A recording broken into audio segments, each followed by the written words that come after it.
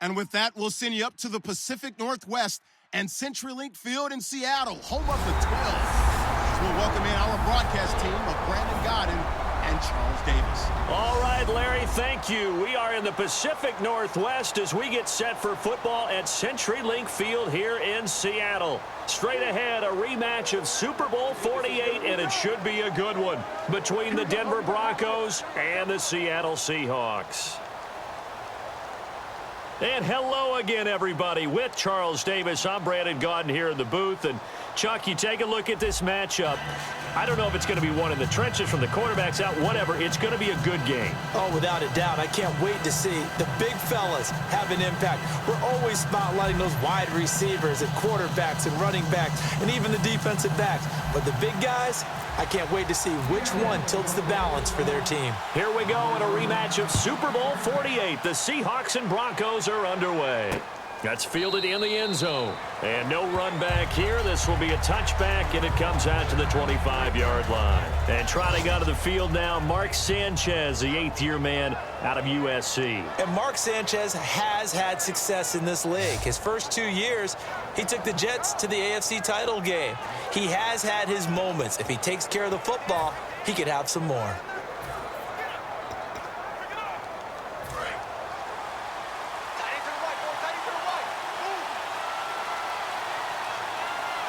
In the backfield is Anderson.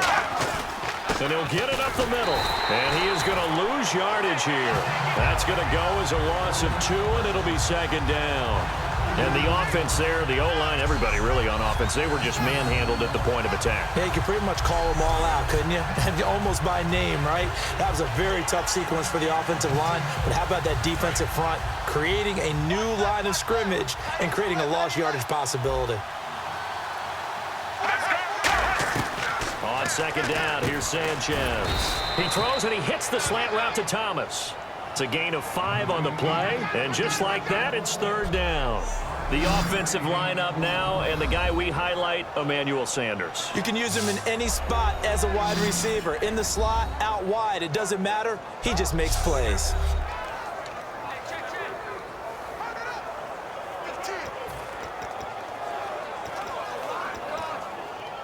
A tough spot here on their opening drive. This is 3rd and 7. Throwing on 3rd down, Sanchez. He's got time. Look at the time. Nowhere to go here. He lost the football.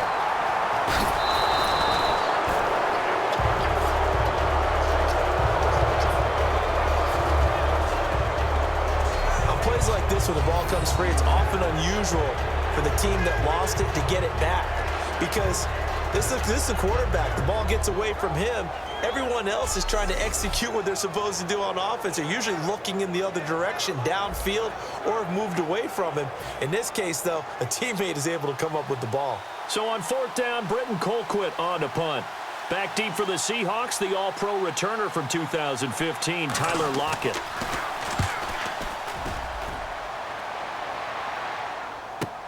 Returnable for Lockett. Give him 11 yards that time on the return. And it'll be Seahawk football, 1st and 10. So out come the Seahawks now for their first possession. They'll be led out by their 5'11 quarterback from Wisconsin by way of NC State, and that's Russell Wilson. He's always been an incredible decision maker on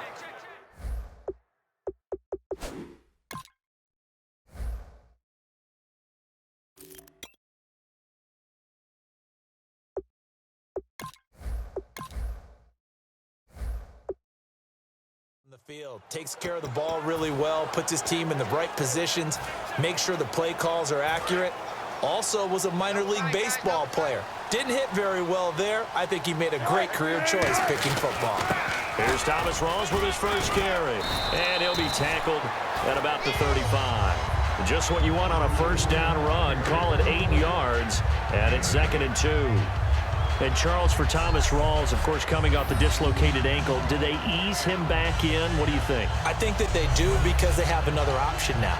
Christian Michael, back with the club last year, late in the season. He's finally turned the corner and become a dependable guy. so they don't have to rush Rawls back. They can use him as a 1-2 punch when he's ready. And that's been a lot of talk in the papers recently. We'll see how that plays out. They go again with Rawls. And unable to get downhill there as he'll take this up to about the 37. They got 2 of the 3 they needed there. Leaves them with 3rd and just a yard. So they run it on 2nd down. Now let's see what 3rd down brings here for the offense.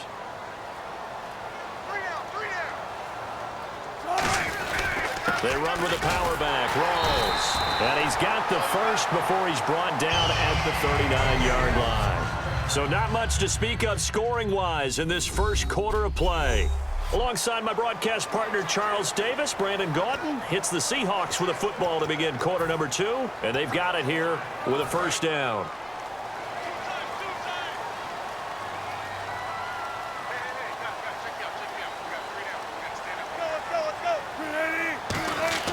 They'll throw on first down with Wilson. A hit as he throws there, incomplete. The intended target, Doug Baldwin. And Charles, a little random sidebar, but it ties in with the NFL. One of the coolest things the first weekend of exhibition games was when the Ravens tuned into the Olympics. Certainly did. They stopped the game. Everyone watched the big screen to see Michael Phelps go for the gold in the 200-meter swim. Baltimore-born man, and he got it done. Yeah, it was a special, very cool moment. I don't care how many times you tell the story, it never loses its luster for me. Doug Baldwin, undrafted out of Stanford, and plays like a #1 receiver should in the NFL. I don't care how you cover him. I don't care that his size isn't great. He's the one that typically comes up with the football. Absolutely. His roots go all the way back to Gulf Breeze, Florida, where he's from, right on the water near Pensacola, and then, of course, to Stanford, and, boy, he's been good. Give him 13 on the pickup there. And the Seahawks are going to have a first down. And there's a completion to the tight end, and look at the size of these players nowadays. At that spot, 6'4", 6'5", and up. A lot of guys used to be basketball players, somehow came back to football. That's really good for the game of football. You're getting better athleticism, great hand-eye coordination, guys who know how to control their bodies when they run their routes.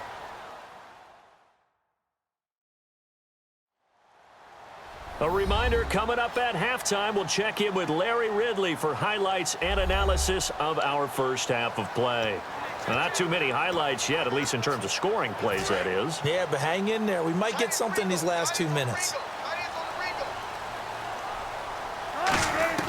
On first down, Wilson. He hits Baldwin right side. And he's brought down. It's a gain of 14 there. And it'll give the Seahawks a first down. And now the passing game here in the second quarter starting to heat up a little bit. Don't you feel the rhythm starting to happen, right? You see it. Now the confidence is starting to rise. I think now as a play caller, because that has happened, you lean on it a little bit more. You don't go totally away from running the football, but you do say, guess what? We can throw it. We can throw it well with a whole lot of confidence. We know it's not an easy job to go out and catch passes when people are trying to tackle you and knock the ball away, but the bottom line is that's a pass he's got to have and a pass he should have caught.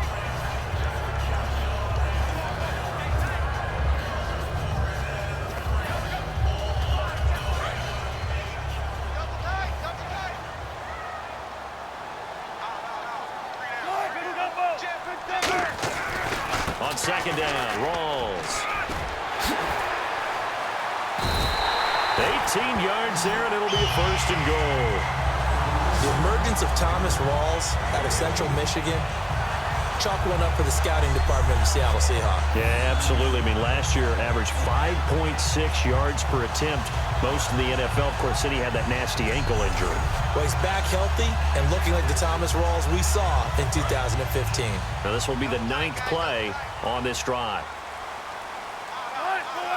And the offense in a great spot. It's first, and he will take this one in for the Seattle touchdown. Thomas Rawls taking it in from 2 yards out. And the Seahawks have taken the lead. And they're able to run it in. It started with a battle in the trenches. They won there, and they got in for 6 points. And that's going to be a tough one for the defense to deal with. They've got to go to the bench now and figure out how are we going to slow down this running game, because on that particular play, they had no answer. And this will give the Seahawks a 7-0 lead.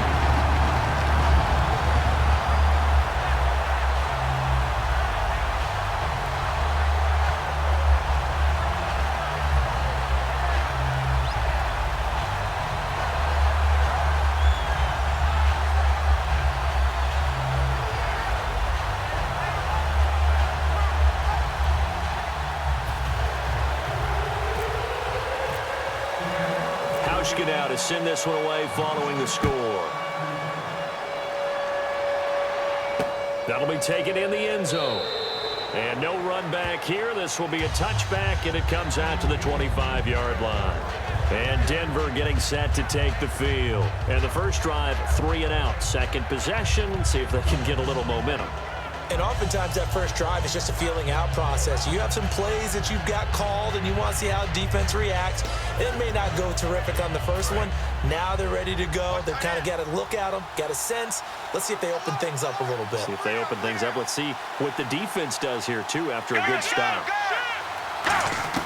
Now a first down throw, Sanchez. And an incomplete pass. That'll stop the clock here with just under a minute to play in half number 1. And Charles driving over to this one. Some intrigue around a few quarterback battles going on right now in the league, isn't there? Cleveland, they settled in early August. San Francisco, Denver, those continue to rage. But how about the Rams returning to L.A. and bringing a quarterback battle with them?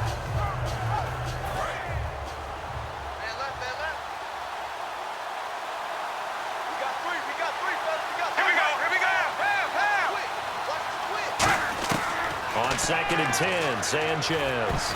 And this is going to be incomplete. Virgil Green is tied in, the intended receiver. And that's going to make it 3rd down and 10. There are a good number of coaches that any time they call an in route are really worried about the play because there's so much traffic ordinarily that the ball has to get through to get to the receiver. And on that play, it was batted down. And now the Seahawks are going to take a timeout here on defense.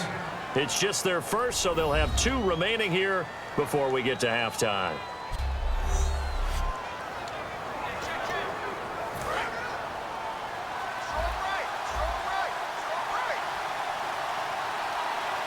Let's go now. Right 20. Right 20. Go. Ronnie Hillman in there. He gets the carry. No gain on the play there. A nice job defensively.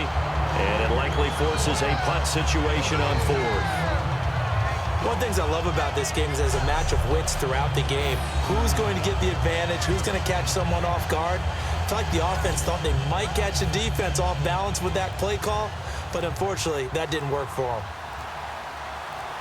And now the Seahawks are going to call another timeout. So that means they're down to 1 remaining here as we head toward halftime. Here's Britton Colquitt now. On for his second punt. He'd take a repeat of his first. He gets this one away, and boy, it's another boomer. Now it's Lockett. Well, he wasn't too far from breaking that. Officially, give him 15. And there'll be time for maybe one final play before halftime.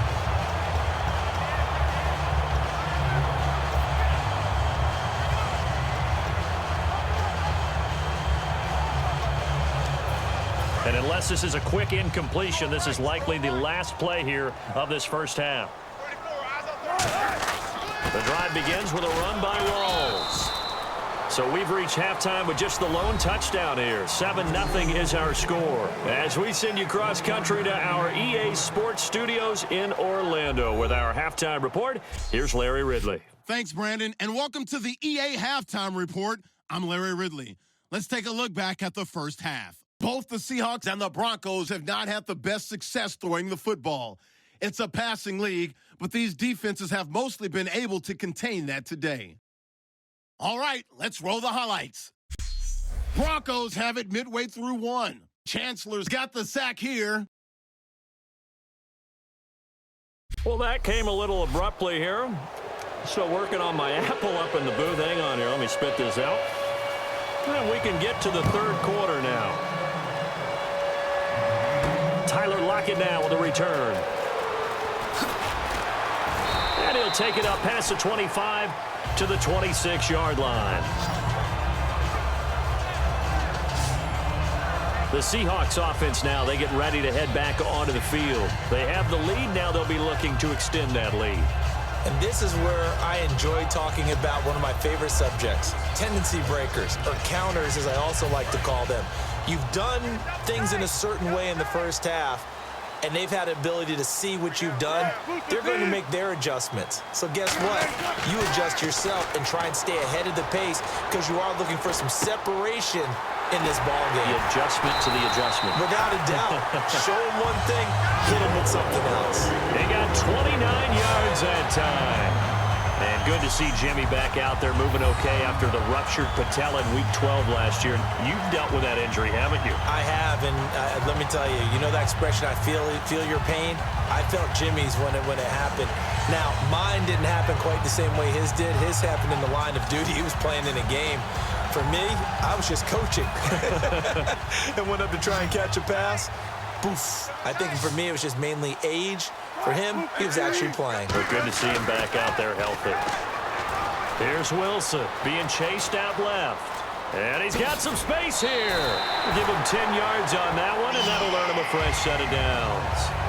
But one thing that's confirmed is that Russell Wilson knows how to elude pressure, and he finds openings to throw the ball, and he does the same thing in running it.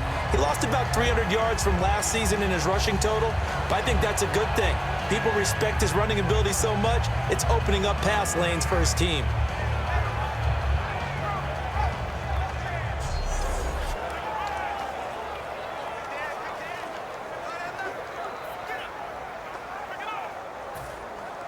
Now the offense lining up 1st and 10.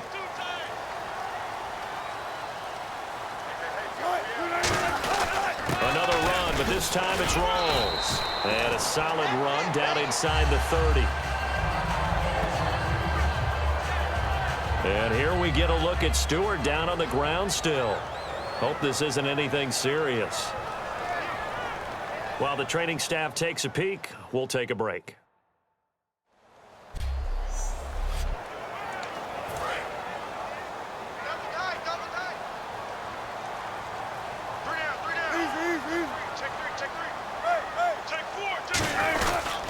They stay on the ground. Rawls again.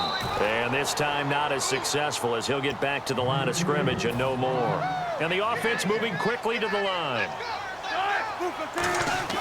Wilson now to throw on 3rd down. And he couldn't hang on to it through the contact. Incomplete. Whenever I see a drop like that, I have to kind of take a step back and check myself a little bit.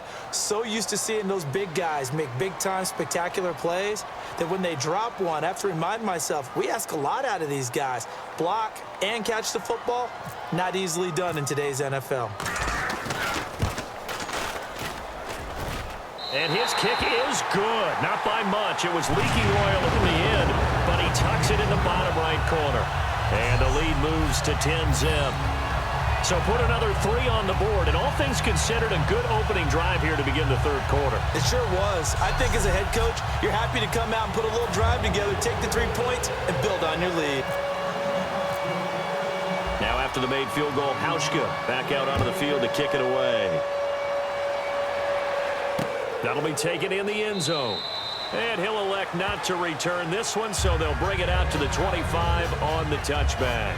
A look at the offense now here, coming back out on the road for their first possession of the 2nd half. They're down in this game. A chance for the offense, though, to put something on the board, get some momentum here in half 2.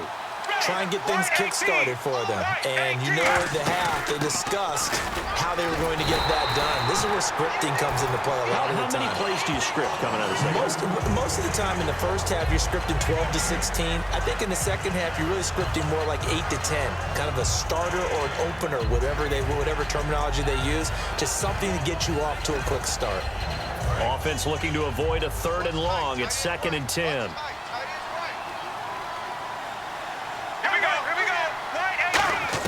Here's Sanchez now on 2nd down. Looking deep for Demarius. And both guys were there, but it falls incomplete. And when all else fails as a defender, when you're not there in the coverage, your best friend is exactly what we saw there.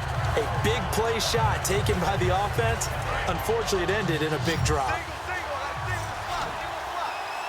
Thomas, the lone receiver left. Line 18. Play fake to Hillman. Sanchez surveying the field. Great protection. He's going to try and go deep again.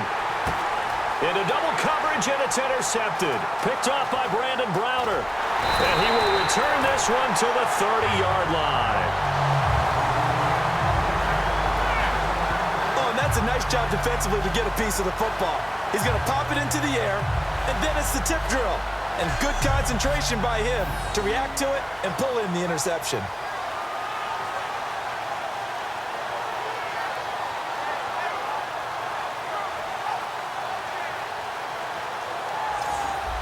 And Seattle now ready to march out of the field. And they're not going to play this conservative, I don't think. They had the field goal last time, and they're up, but they're looking to put a drive in the end zone. Oh, I agree with you totally.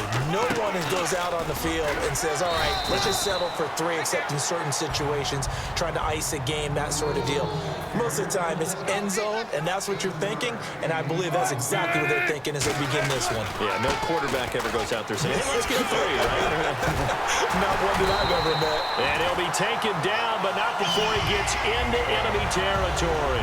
Whenever we meet with coaches and they always talk about wanting to establish running the football, it's oftentimes with a good tight end who can control the line of scrimmage and the point of attack, and they're becoming harder to find because the colleges are giving us a whole lot of receiving tight ends, former wide receivers who can run, not necessarily block very well. In this case, though, we saw 2 tight ends on the field, both of them with the ability to block, and he ran the ball successfully behind that power set. Eluding the pressure right. Now on the run. He'll throw. Got a man. It's caught inside the 10. It'll be 1st and goal when we come back. We'll return with more after this. This is the NFL, and it's on EA Sports.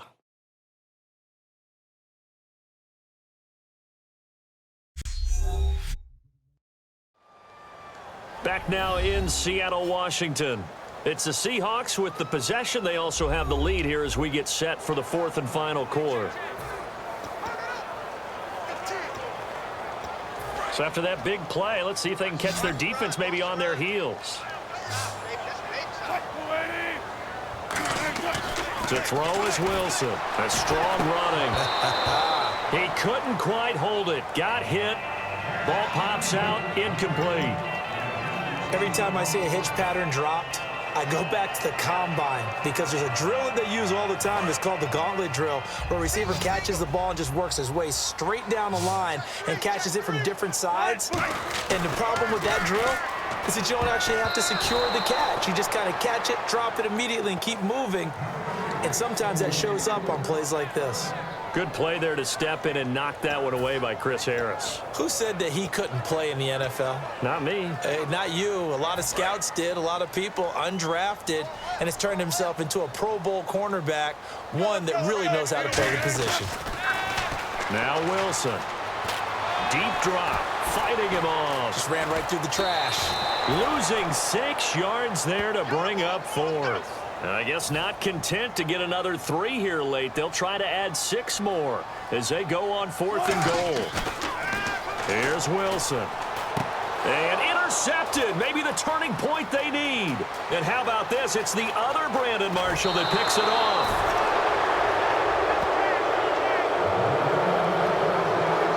And Brandon, this is a real nice job defensively of getting inside a quarterback's head and figuring out, okay, where's he going with the football? Because you can make an educated guess defensively. Not all the time, but sometimes. And when you're right, you've got a decent chance of coming away with the football. Trying to shake off the interception from the last drive. He'll look to throw. And he'll get it down to the 47 here. It's a 9-yard pickup on the play. And it'll be 2nd and about a yard to go for the 1st. I know many people like to throw to the tight end, maybe in a little flexed out position because he creates mismatches with his size. The slot receivers do the same thing with their quickness, their speed, and their route running savvy. So it's Bronco football as we get you reset here. And let's see what they've come up with offensively after having time to talk it over.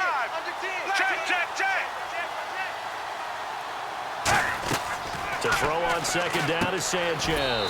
And he hits his man on the out route, Demaryius Thomas.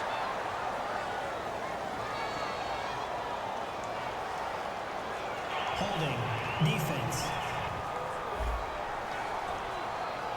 And you as a former defender should know that the referees are watching this closely, defensive holder. They watch it awfully closely. I sure wish they'd let it be 5.5 yards like they do for the offensive guys, but in this case, they were strict with the rule. Sanchez now to throw. And the catch made. This is Emmanuel Sanders. 22 yards on the pickup there. And it'll give the Broncos a first down. And this hasn't been the typical game, no doubt, for Emmanuel Sanders. They've really limited him. He's one of those players that provides a real spark when he gets going. And when he does it, it's felt by the rest of the team. And they're feeling it in this one because right now they're trailing. Now Sanchez. He was looking for Jordan Norwood that time. And it'll be 2nd and 10. A pretty good coverage there, and both of these defenses, they've had good coverage throughout this one. No doubt about it. And in today's NFL, where we're used to a bit more scoring, this feels almost like a well-pitched game in baseball on both sides where the tension continues to build. Who's going to make the big play? 4 yards on the pickup, and they're going to face a 3rd down. In recent years, the slot receivers really gained stature in the NFL because they can do so many things. Yes, they can line up wide like your normal wide receiver, but to have that kind of courage and toughness to run routes in the middle of the field and become dependable targets for their quarterbacks and move the sticks, those guys are worth their weight in gold. Demaryius Thomas, the intended receiver, and that'll bring up 4th down. Pretty nice coverage there, but a missed opportunity for an interception. Let's face it, a lot of these defenders, they've got it all. Speed, athleticism, hands, a little bit questionable. And McManus able to put it through, and they get themselves on the board here. It's 10-3. So you knew one way or another that you needed 2 scores. They get the easy one out of the way. Now they'll need to get the ball back. So, Brandon, the question is, how do you accomplish that? You can onside kick it. Now a hit and a loose football. And his guys are going to take over at the 21-yard line. When you kick off and you go downfield and get the ball back, that's what I call a great opportunity. In a one-score game, I always circle, and you know this, but in my play-by-play sheet, I circle big plays that could be turning points. This could be a turning point. Did you put a second circle around this? Or this put a star. I put a star. How many times when we see an incomplete pass, we just look at the receiver and say, should have caught that one. That was a drop, and we just put it on the offense. How about a little credit for the defense there? They just forced an incompletion. Yeah, especially after starting in a tough spot defensively, but a good start there on 1st down. That gave them a little extra confidence there, starting, as you said, in a tough spot and being able to make a play on 1st down. And it's caught over the middle by the tight end, Green. It's a good gain of 11, sets him up 1st and goal. And now they're in the hurry-up. He'll look to throw. And this is caught for a Bronco touchdown. Jordan Norwood from 10 yards out. And the Broncos are an extra point away from tying the football game. Love the excitement we've got going here. If they just scored the touchdown, they're down by 1. How much fun is it now to figure out the possibilities? Kick the extra point and tie it. Go for 2 if they're really feeling in a gambling mood. What do you do in this situation? I think you kick the PAT. Yeah, I do too. Kick it, get my defense ready, and try and stop them one more time.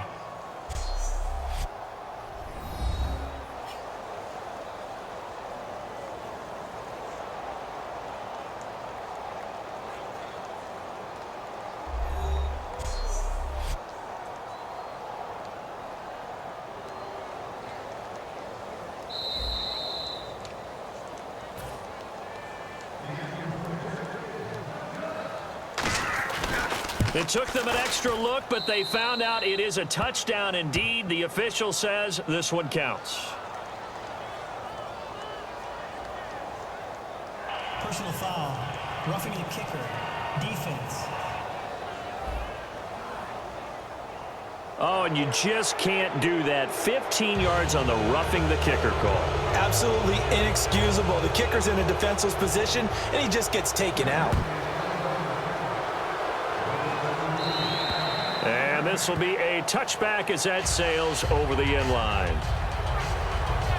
The Broncos defense getting ready to go. They've played a great game. This has been a great game. It's tied. They're just hoping to push this one to OT. This has been fun, hasn't it, partner? This feels like one of those well-pitched baseball games. low scoring, and will one play make the difference, and where's it going to come from? Right now, they're hoping that it doesn't happen, and they can just get this game to OT. Yeah, I mentioned they're hoping to get it to OT. They'd take a turnover as well. Wilson to throw. And the catch is made here by Tyler Lockett. They give him 13 yards there on the play and a fresh set of downs. And quickly, they get to the line. Here's Wilson. It's caught on the left side by Baldwin. Doug Baldwin. And that's a touchdown as they've broken our tie here in the final minute of the fourth. Well, any thoughts about overtime have ended at this juncture. That touchdown puts them up 6. I would imagine they'll kick the extra point now and rely on their defense. Yeah, rely on their defense. So a little bit of time left on the clock here in the fourth, but they got to feel good now.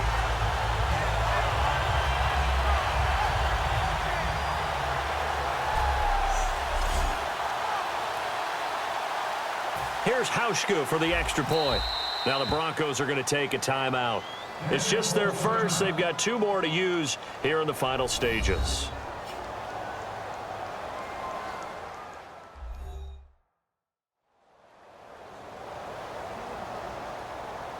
And now following that timeout, the defense back out onto the field. Now Hauschka to tack on the extra point.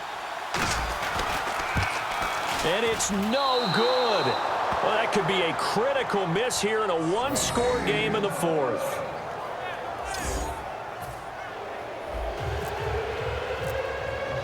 Hauschka now to send this one away following the score.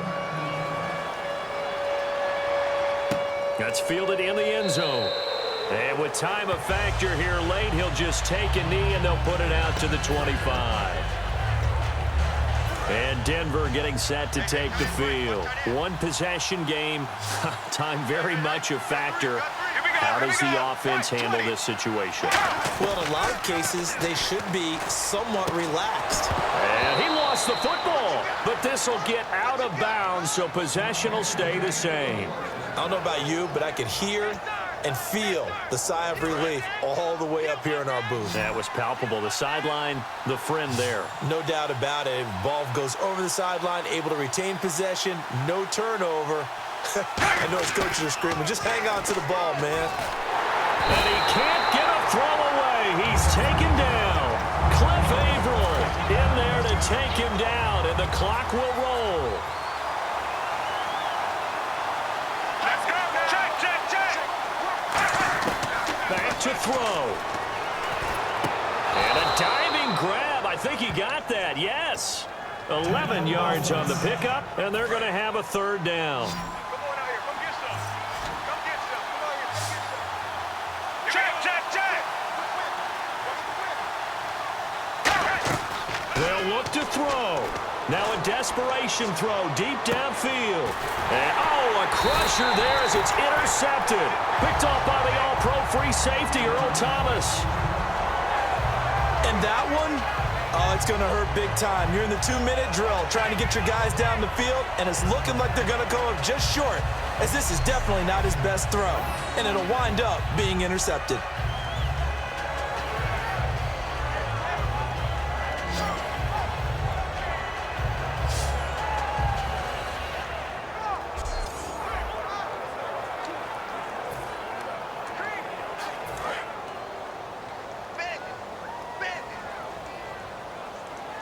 Rawls, the lone man in the backfield. He's going to get the football. And he'll take this up only to about his 18-yard line. 2 yards on the carry there. It'll be second down. And, you know, every win is sweet, and I'm sure everybody enjoys a huge victory, but sometimes only winning by 1 score, 2 scores, a field goal, that can feel pretty satisfying too. Without a doubt, because now you know that your team responds in critical pressure-packed situations. As a coach, as an organization, that makes you feel awfully good.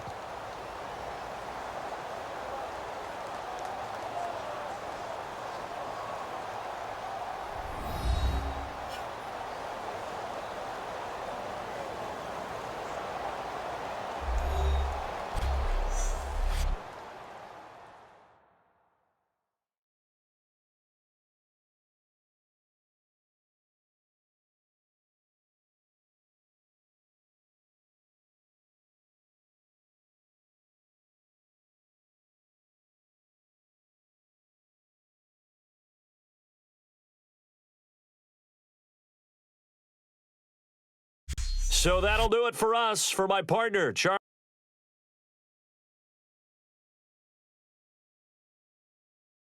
Davis, and all the hard-working men and